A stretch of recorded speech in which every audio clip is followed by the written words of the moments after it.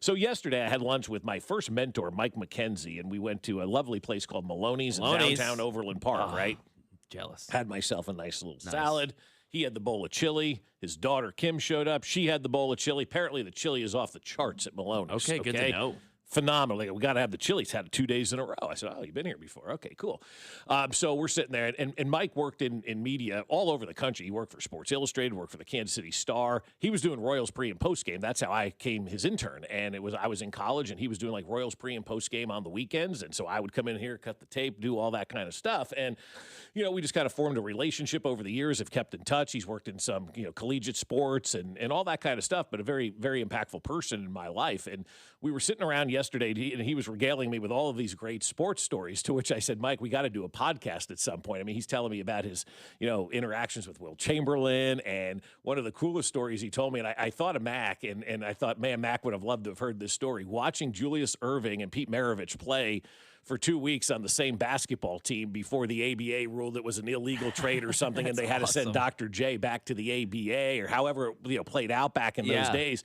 He goes, I got to watch these guys at practice for 2 weeks against each other, like Dr. J and Pete Maravich. I know for all the young heads, you're like, who are those two guys? Two of the greatest basketball players of all time, right? It would be epic. It would be like, I don't even know what the comparison would be right now, like having Wemby and LeBron on the same team for 2 weeks, or I don't even know, like the two best players in the league, like savants. Just say like basketball LeBron and Jordan on the court at the same time, right? Yeah, exactly. And watching those two guys play, but Pete Maravich and Dr. J on the same team. That's incredible. And then the league was like, all right, this is illegal. Dr. J has to go back to the Virginia team that he was on, like the Virginian Commonwealths or something like that, of the old ABA. I don't even know what their name was, but for some reason that sounded good. So he went back, and so we were just telling all these stories, and it was great. It was so much fun to catch up, and he dropped this trivia question on me, and I want to ask the trivia question to the audience to see if anybody happens to know this. And I'll put the trivia question out there. We'll talk about something else, and then we'll get back to the trivia question, Matt, because I want to see if our audience can figure this one out. You know the answer, so you do not need to. It's a good way to do this. Yes, let's have them guess. Yeah, let's have them guess, I agree. And then we'll talk a little bit about something else, and then we'll move back to this. Because I want to see if people know. Because I knew right away, and I'm terrible at trivia, but I just put 2 and 2 together. I'm like, it has to be this. Who was Bill Self's most famous teammate? There you go. Do you know who Bill Self's most famous teammate was? So you can text in Jay Southland Tow Service text line 913-586-7965. Text in if you know who Bill Self's most famous teammate was. We'll give you a couple of minutes. Text in, see if anybody knows. We'll come back to this. I want to give the folks on the text line an opportunity to see if they have an answer. And Mac, if somebody does come in with the answer, please let me know right away, because I think it's a great topic and a great conversation, to have. And so we were talking about all kinds of things, and then Darryn Peterson comes up in conversation, and we're talking about Darryn Peterson. And again, this is my friend Mike, mid-'80s. Dr. J's covered. Pete Maravich he's covered.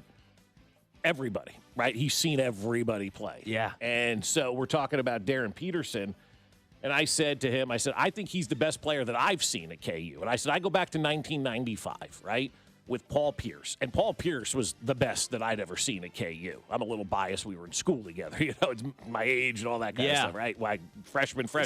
Yeah. He was phenomenal, obviously. But this Darryn Peterson was special. And Mike looked at me and he goes, there was a guy named Will. I go, yes. I said, but before me. He goes, oh, no, that's fair. He goes, yeah. He goes, this guy is unbelievable, right? And yesterday, I'm scrolling through X or doing whatever, and there's like a minute-long video of Darryn Peterson just popping, I guess you could say, raw three-point shots, right? Get the ball, shoot, get the ball, shoot, get the ball, shoot, right? Just around the arc. 19 for 25, I was going to say, I thought it was 19 24, 19 25, whatever it was. It was some of the most impressive stuff that I watched. And I'm watching this kid shoot, and I'm watching him drain shot after shot after shot after shot. And I just keep coming back to this. And I know it could be hyperbolic in the moment, but he's just a pure player. That's the only way I can describe Darryn Peterson. When he is on and he is in the zone and he is doing his thing, there wasn't a better player in college basketball this year. Yep. There was not a better player in college basketball. And I don't even know that it was particularly close, quite honestly, when you talk about the best player in college basketball. And because he was trying to do what he thought was right to get out there and play and with the creatine, we were all kind of robbed of getting the opportunity to see Darryn Peterson play. And he'll be down on that list for me of the what-ifs, right? The what-ifs, because Darryn Peterson ended up being a what-if at KU. Phenomenal player. We just didn't get enough of him, right? Yeah. We just didn't get enough of Darryn Peterson. And sometimes, and by the way, we do have it on the text line. We do. We did get it. A lot, or we've got it from one person, so we can wait if we want to wait and see if we can keep guessing. Again, we are asking you, who is Bill Self's most famous teammate he's ever had? Bill Self's most famous teammate, and you can just be a part of the Jay South Lento text line, 913-586-7965. We do have it one correct. One correct answer so far. Lots of guesses. Lots of guesses, I was going to say, right? But only one correct One so correct. far. So wow. we'll keep that going. Keep guessing, and you know who you are. Maybe you don't, but we do have one correct What's the answer. area code? 913. All right. You know who you are. You did get it correct. Maybe you don't, but maybe you do. Yeah, man, Darryn Peterson, as far as basketball player, I don't think it is close. You're talking about IQ. You're talking about deep both sides of the ball, the ability not just to score but to shoot, because that's the thing. And if you add on the fact that I believe, and as I think many are starting to come to the fact that he was not 100% last year. No, he wasn't. He was No, hurt. he was hurt all year. And you can watch him in high school, which, by the way, a lot of these scouts do watch a lot of these high school tapes. They don't just care about the 30 games. Because that's what it is. You can't. It's 30 games. Yeah. That's what you're judging these freshmen off of. No, you've got to watch what they've been doing these past few years. And if you watch Darryn Peterson in high school, you can watch him against A.J. DeBanza in high school in certain tournaments too. He is that dude, and it is obvious he did not have that burst because of the hamstring issue. Right. I believe he should be the number one pick. I've been a Darryn Peterson supporter in his quarter since day one. We act like he missed over half the season, and when he did play, averaged 10 points a game on bad efficiency, when in reality, he shot an incredible clip, only missed 11 games, and was the dude when he was on the court, and was the only essence of offense they had for the last three weeks of the season, month of the season. That whole offense cratered, and you could argue as to why that was, whether he was because he was reinserted back into the lineup or whatever may have you. It was bad, and he was their only source. They gave him the ball and said, save us. Yeah, exactly. And you know, and that's why I use the term pure player, because that's what you're watching out there. And so, long story short, to get back to watching him at the Combine yesterday, shooting shot after shot after shot after shot, how does he not go 1-1? I mean, that is a guy that is the purest of pure. Now, I know he's peddling himself as a point guard, and Washington maybe doesn't need a point guard at this point in time. Maybe he's doing that to pedal himself away from Washington. That could be it, yeah. You know, at this point in time, maybe you'd rather go 4 or 5 as opposed to having to go to the Washington Wizards. But I think he's the number one guy. And he is by far the number one guy. We were talking about, you mentioned basketball IQ with him. We were having the conversation. He goes, do you remember that play where he was going up to the one side and switched the ball to his other hand? I go, absolutely remember that play. Yes. And then the TCU moments where he hit a shot, go on the bench, come off, hit a shot, go back to the bench. Like, I think we spent so much time complaining. Again, this is what we do, though. We spent so much time complaining about why he wasn't playing. We forgot the moments that he did play. And I think now, looking back and watching what Darryn Peterson's doing and how good I think he is going to be, I think we're all going to go, damn, we missed it here in Kansas City. We missed that year in Kansas City because we spent so much time complaining about him not being in that. When he did play, we missed how effing good he was. Yeah, he'd play half a game and have 20 points. Dominating. And miss 3 or 4 shots. It was clear when he was on and when he was healthy. Right. He was a man amongst boys. And this is an 18-year-old. I mean, he's making passes. He's getting guys on his hip. He's playing at a pace that you just don't see these guys play at. I loved watching him play, and I think he should be the number one pick because you look at the way he was able to score, too, in comparison to A.J. DeBanza or Caleb Wilson. Those guys are 6'9" with 7-foot wingspans playing against college players. And I don't know how often A.J. DeBanza, when he goes in that 12 to 14-foot range and does that little turnaround jumper that he does, like, it was never contested. Right. Because he's playing college players. That move is going to have hands in your face. And when we watch Darryn Peterson score, he's smothered. It doesn't matter. Double-teamed. He's hitting fadeaway shots. He's hitting that crazy three-pointer against Texas Tech, I believe it was, to win the game. Like, those contested shots are going to be what mimics more closely the NBA. It's not A.J. DeBanza going up against 6'6" centers and hitting turnaround J's on him. Yeah. No, I think you're right about that. He's the best player in the draft, and he should go 1-1 overall. All right. Do we get the answer? We do. We've got it now a few times. Okay. We've got a few times. So our trivia question was, as I was talking to my mentor, Mike McKenzie, yesterday, he goes, do you know Bill Self's most famous teammate was? And I immediately said, Garth Brooks. There it is. Right? Garth Brooks. And I just put the Oklahoma State thing together and all of that, and there it was. Bill Self was teammates with Garth Brooks, but not how you think he was teammates with Garth Brooks. They were on the intramural softball team together at Oklahoma State. Oh, what? I guess Garth was a track and field athlete down there at Oklahoma State, right? That's awesome. And so they knew each other because of sports, and they were all they lived in the same house together, apparently. That's so cool. Softball teammates. Like, those are the great stories that get you deeper than the surface area of the game that took place last night, Yeah. right? Like, how cool is that Bill Self was college beer league, if you will, intramural league, however you want to call it, softball league or softball team with Garth Brooks. That's amazing. Yeah, not basketball. Intramural softball. Intramural softball. The most successful, arguably, country musician of all time. Seriously. And one of the greatest to do whatever he's done in college basketball of all time.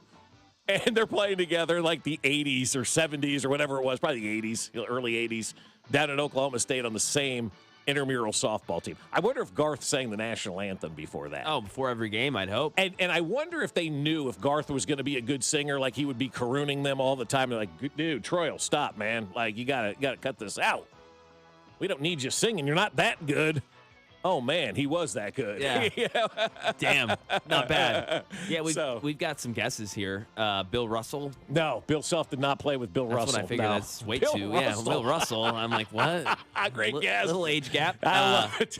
Barry Sanders. No, he did not play with Barry, but good guess because of Oklahoma State. But that Okay, would have been, there we go. yeah, that That's would have been why. a really good guess. Wayman Tisdale. A lot of Wayman Tisdales. Yeah, because Wayman played at Oklahoma, but didn't play with Bill Self at Oklahoma State. So. T. Boone Pickens. There it is. It's another good one. But no, Garth Brooks is the answer to that question. That's really cool. I never knew that about Bill. That is awesome. Yeah. That is a very fun trivia question. Never had heard that story before, and I'm like, But you damn. guessed it right away. I did because I just put it together. I'm not giving myself credit here. A blind squirrel finds a nut every once in a while, Yeah. Mac. I mean, it's just doing your like, oh, okay, Oklahoma State, they're about the same age. I'm going to go with Garth Brooks.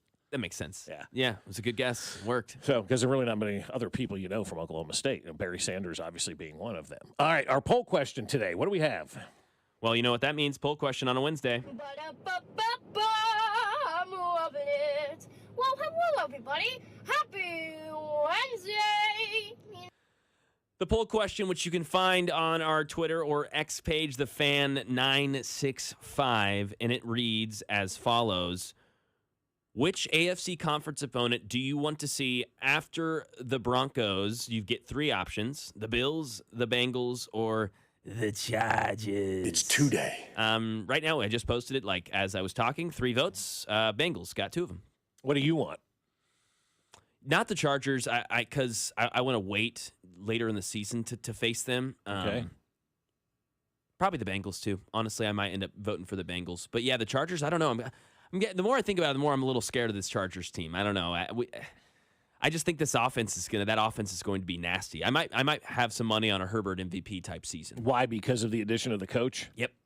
The addition of the coach, I think that offensive line, if they stay healthy, is going to be a top 10 unit, which if you look at last year, they were the worst unit in football. When we talk about the Chargers, when we talk about Justin Herbert, it needs to be stated every other statement that they had the worst offensive line by a good margin in all of football because of the injuries and because of what he was dealing with. Justin Herbert was hit more than any other quarterback last season, and it showed, and he played through injuries, and he was still able to get them into the playoffs. Not to mention, they kind of tried to rebuild that defense a little bit, and hopefully they're better. They were an average at best unit last season. So if they take a step up, all of a sudden, that's a team that I think could win the division. And yeah, I think Mike McDaniel with Justin Herbert and with the offense that they have, again, they're going to have Gadsden. They just got David Njoku, Omarion Hampton, Kamani Vidal in the backfield, and the wide receivers in Quentin Johnston, Ladd McConkey, and Trey Harris, who most people don't know of, but they drafted him last season. He's going to be their number 2 wide receiver next to Ladd McConkey. They are going to have a deep, well-rounded offense with Justin Herbert at the helm, who I know some people are hot on here in Kansas City, but I believe him to be one of the best talents in the NFL. And that's exactly why I want to play them early. Okay. You know, what you just said there is exactly why I want to play them early, before they figure it out. With the new coach? Yes. Yeah, that's a good point. You got a new offensive coordinator, right? It's going to take some time to get adjusted, regardless of how good you are, how good he is, or however you want to phrase it. It takes time because You're forgetting a language and you're learning a new language. That's a good point. And it's very hard to do that. That's why these quarterbacks, man, if teams aren't setting them up with the right offensive coordinators when they get into this league, they're SOL because you're constantly learning a new language, you're learning a new system, and the quarterback has to know everything. For a wide receiver, a running back, a lineman, a tight end, they don't have to know everything. They don't really have to worry about what everybody else is doing. That's why when I was playing in high school back in my day, I always liked offensive line. I was fat, but I didn't have to worry about what anybody else was doing. I knew what I needed to do on that play. The quarterback needs to know what everybody's doing on every single play, right? He's got to know if that guard's pulling. He's got to know if that tackle's blocking down or if he's blocking to the outside. There's so many different nuances that a quarterback needs to know. That's why when you change offensive coordinators and people scream all the time, fire the OC, get a new OC, you're setting your quarterback back. You're really hindering his progress to move forward when you constantly change the system. We've had the same system in place here for 13 years now, right? That means something. That matters. That is important to have those systems in place. And so when you're dealing with a new coach or a new coordinator and you have a quarterback and players that have been there before, I'm always going to hit the brakes a little bit and see, let's see how this works. Let's see how they adjust. And that's why I want to face those teams at the beginning of the year, because at the end of the year, I don't disagree with you. I think the Chargers are going to be a pretty damn good team, but I'd rather get them at the beginning of the year where you can punch them in the mouth and they're not quite ready to be that good team yet. So I would go with the Chargers as the next conference opponent that I want to see after the Broncos. I like that Bills game later in the season. It just feels right. You completed about half the season. Each team has had their bye week. You're starting to set up for the postseason. This has playoff implications. I like it later in the season than in week one. Imagine playing the Bills in week one and all that's taken care of, and you're just chasing that all year long. It just doesn't. So I like that as a middle of the season game. And the Bengals, I'd like to play them in September because they stink in September. So give me them at the end of the month. Give me the Broncos. Give me an NFC. Give me the Chargers. Give me the Bengals, and give me that as the first month of the season. Sign me up. That would be badass. From the 815, when's the Chargers Mac billboard going on? 913 says, great. Now we have Chargers Mac. That's from Tyler in St. Louis. Yeah. Thanks, Tyler. Way to go. Charger Mac. You and CDOT can do the afternoons together. Yeah. We'll move Rob in here and he'll tell us how washed we are.